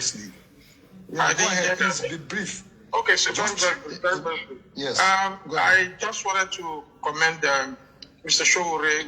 We know each other back days in New York, struggling all along. I wish him the best. He's been called Mr. Consistent, and I believe he's very consistent. And he's also said he's qualified to be the Nigerian president. He is definitely qualified to be the Nigerian president. But he raised one issue, and that's why I raised my hand. Otherwise, everything he said is okay, it's sanctioned by me. He raised the question of how Obama was able to raise money from just grassroots community work, and from there. Obama didn't even spend 4 years in Senate before he came up as a presidential candidate. And then he raised a lot of money. How much Nigerian diaspora sent to 20 billion or more every year? 0.1% of that is $10 million. I mean, my question to Mr. Sowore is that if he has identified funding as a major component of becoming a president, and in order to make that a reality, how much of the diasporans has he actually devised in the past? Because I don't see diaspora supporting him, coming to his cause, coming to his struggle as much as I would think. With 20 billion and a fraction of that, he should be able to get the kind of support he needs from the diaspora. That's my question. Thank you very much. Sowore, go ahead and answer them. We can take more questions. Thank you, everyone, for all your great questions and your commendation, kind words, and very interesting conversation we've had today, and I hope we continue to have more. The first question to me was from Jimmy, who said, if you are replacing people with drones, robots, how do you create employment, or what do you do to employ people? Well, the technological innovation that's coming to government is not meant to come and get people unemployed. It's meant to make life better for everybody, including employees. And what I know, and I've understood this about technology, whenever it came to be, the world has experienced 4 major revolutions, industrial revolutions. The fear is the same, that if this thing comes, we're going to lose our job. And it has been that each time there's technological revolution or an industrial revolution, people actually got more jobs. I remember I was around when people were complaining that they were typists, and if computers came, they would lose their job because they were using typewriters. But we found out that computers created more jobs than the number of typists we had.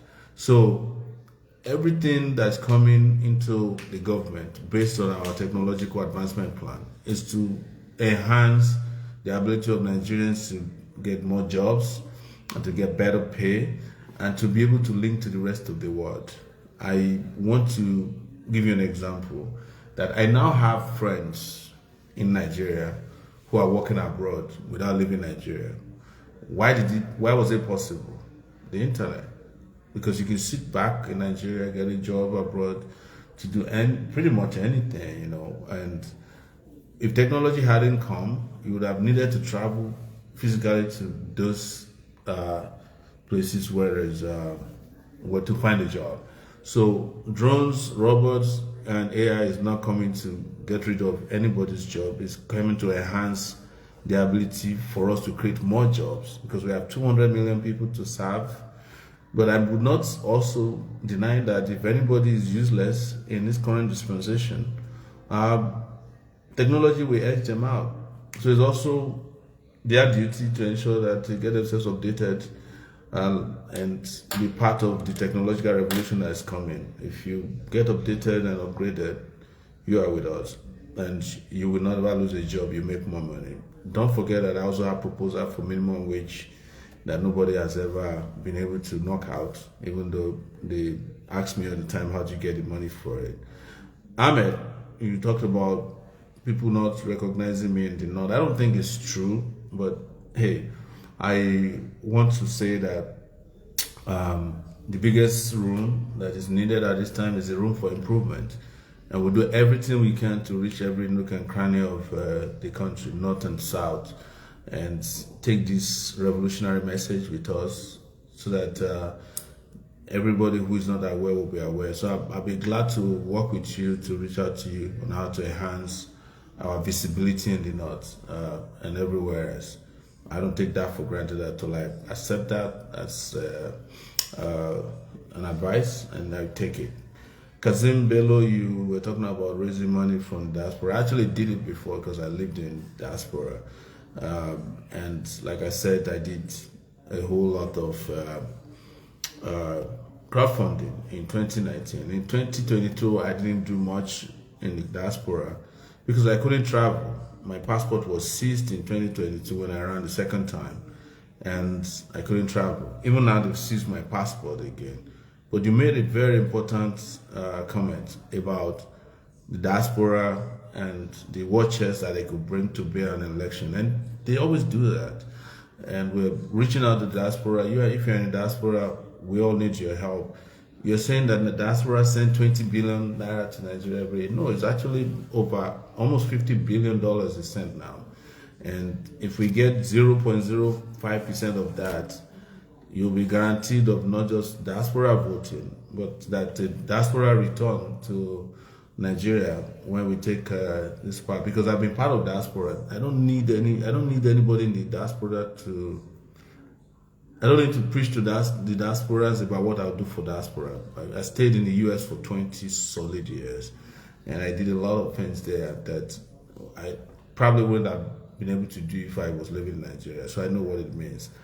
But we are appealing to diaspora. That is why our process of engagement is also very easy and easy to use. Like I said, I have an app on Android and iOS and iPhone that you can download. It's Sowore Now app, and that could help you in whichever way you need to look at us, volunteer, support, help you find your local governments, your wards, and reach out to them so that we can connect across board, raise enough funds, raise awareness. One of the things that happened in 2019 was I was also able to travel across the world to the point that I traveled in 4 cities in Australia, and also traveled to South Africa. I was in Kenya. I wasn't in Kenya, but I was in Ghana. I was in Canada. I was in several cities in the US. We're moving from city to raise funds. We raised quite a lot, both physically and offline and online, and we can make it happen. If we get $10 million in this election, I can guarantee you that the election will be over before the election day, because we'll spend just a little to get everybody on board. But to Omotayo, I do not plan to give anybody money on election day. No bribery. We have a policy not to bribe anybody. We are coming to fix our country. We don't need to bribe people. And people who collect bribe every year, they've seen the outcome of their bribe. So we are more of, creating political consciousness across board and mobilizing people, motivating them to save themselves and not to wait for peanuts and handouts from politicians who stole their own money and give them a fraction on election day. And I guarantee you that the feedback we're getting from the grassroots has changed. But we have to sustain that momentum. There's no question about it. Dr. Adenike said, after decades of fighting, against anti-corruption, how do you move from being an anti-corruption fighter to dealing with major economic problems like our debt profile, which is huge? Well, the reason why corruption is central to the struggle for economic development in Nigeria is that it is not a lie, right? That Nigerian leaders steal more money from Nigeria than they even borrow. Or when even they borrow, they steal what they borrow. Even when sometimes there's recovery of funds that are stolen and sent abroad, when it's returned, they still steal what has been returned. So we cannot close the anti-corruption loop, because it is like saying we want to be fetching water with baskets. It's not, it won't return anything. But with regards to, if we stop and block all the loopholes at first, I have no doubts that we will have sufficient, substantial amount of money or resources to work with. And then we will, and you listen to this now, I have a number of proposals, campaign promises, and manifesto that is detailed on how we intend to move Nigeria from being a deadbeat country to a prosperous country. And this is available once again on our website, soworenow.org, and you can find it on the app. If you find time to download it, it will explain all of this. Because if I sit down here and tell you that, anti-corruption is the only way, no, it is not. We cannot, in all honesty, get this country out of the doldrums without solving electricity, for instance, the power sector issue, because that will put us in that industrial revolutionary space as well, that would make us and help us produce and participate within economies, both local and internationally, that will put us where we need to be and will not put us in a debt bind, even though we may end up having to borrow to get some of those things done. But I'm not going to borrow to embezzle, or borrow to consume, or borrow to steal. That's why anti-corruption is central to this progressive ideal that I have spoken a lot about. Dr. Timothy Nobe, you mentioned that when you first saw me, I spoke like a presidential candidate, and this time around you feel like in talking about the revolution, it's no longer presidential. Well, I have to tell you that I've also experienced a lot on the field, having run for the presidency. This will be my third time, and I can sit here and tell you that, by speaking like a presidential candidate, I'm going to win the election. No, it's going to be a lot more than that. We have to be ready for way more than just speeches. We have to roll up our sleeves. We have to put our foot on the ground and ensure that whatever we say can be implemented. But first and foremost, we must provide the atmosphere for the best to win the election, not the dregs of our society as they are planning to do now. That's probably, I'm speaking from experience.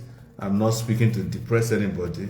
I am not tired, even though some days we're more engaged than what I'm just coming from a radio station and drove down here.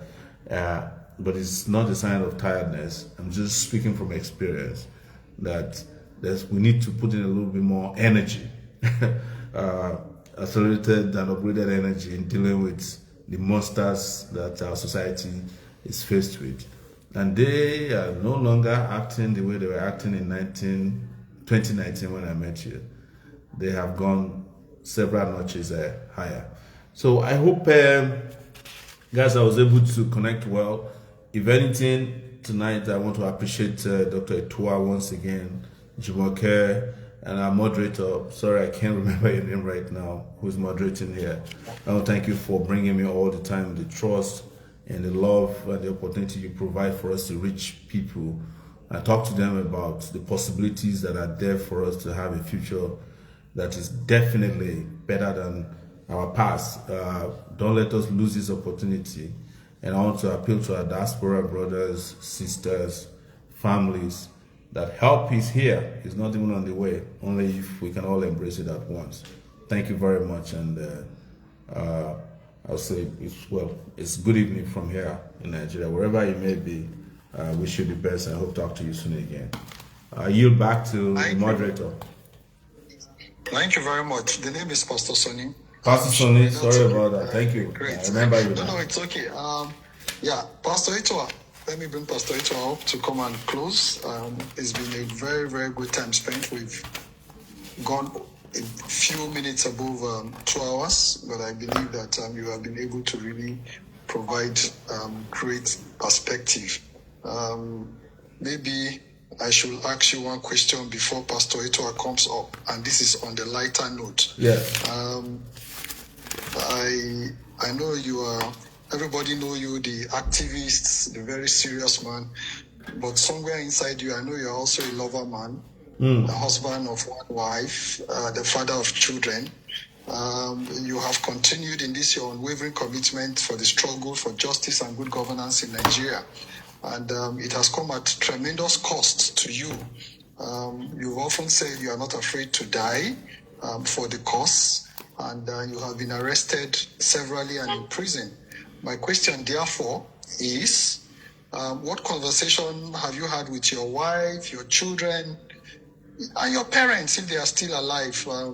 What have they told you? How do you balance your commitment to the nation and your responsibility to the family? Well, I still have a mom who's been down with stroke for over 7 years. Now, my mother actually had stroke the day I was rearrested by the DSS inside the courtroom. I would say abducted by the DSS in 2019. She doesn't speak anymore. Stroke just degenerated over time. With my immediate family, wife, and children, I will address that of my wife first. One of the things I tell my wife is that for the level of struggle that I'm involved in, it's like polygamy, you know. I don't have a second wife in real life, but the struggle is like a wife too.